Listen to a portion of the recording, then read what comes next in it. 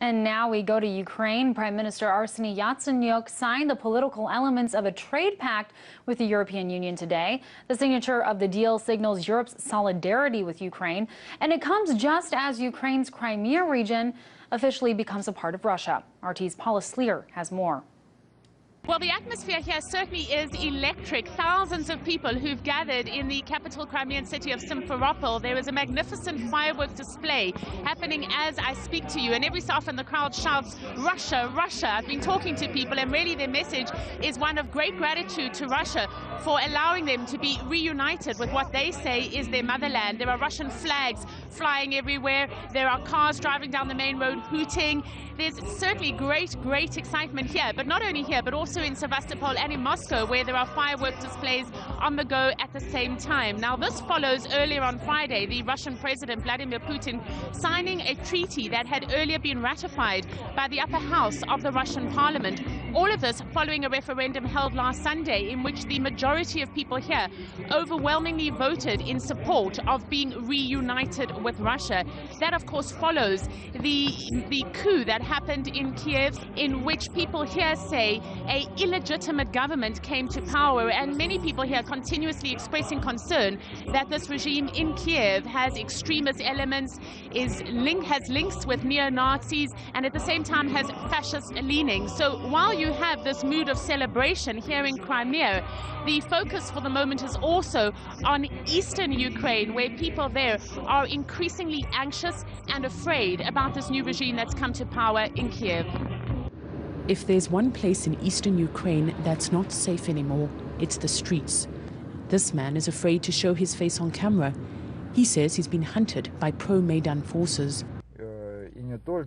Every day we receive reports that on the borders of Donbass there are armed men with military uniforms, bulletproof vests, weapons and armored vehicles. Our man receives a phone call to say right-wingers have been spotted in the city. They're armed and looking for a fight. We drive with him to a checkpoint where self-defense volunteers are keeping watch. Some armed vehicles, soldiers are on their way. This driver stops to tell them he passed a suspicious vehicle a few kilometers back. I'm afraid for my children and grandchildren that something similar to murders and robberies we've seen in Kiev could happen here. Security is unraveling fast, and people are starting to panic. There have been numerous cases of beatings, and it's useless to rely on the police if a group of armed men enters your house. The people who came from Maidan, as well as the security services, are threatening anyone who doesn't share their views, and it's hard to argue with men carrying guns.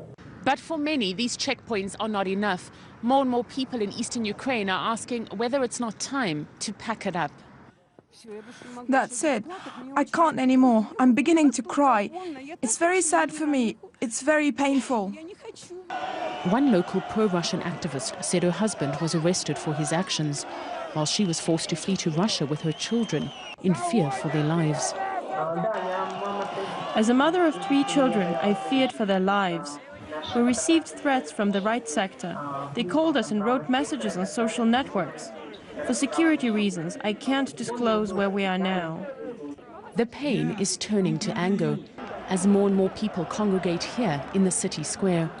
The list of signatures calling for a referendum like in Crimea keeps growing. The situation is dangerous. The right wing has seized power, and what's going to happen next is a bloody war. It's all leading to fears it might only be a matter of time before Kiev's bloodbath is repeated here. Paula Sleer, RT, Donetsk, Eastern Ukraine.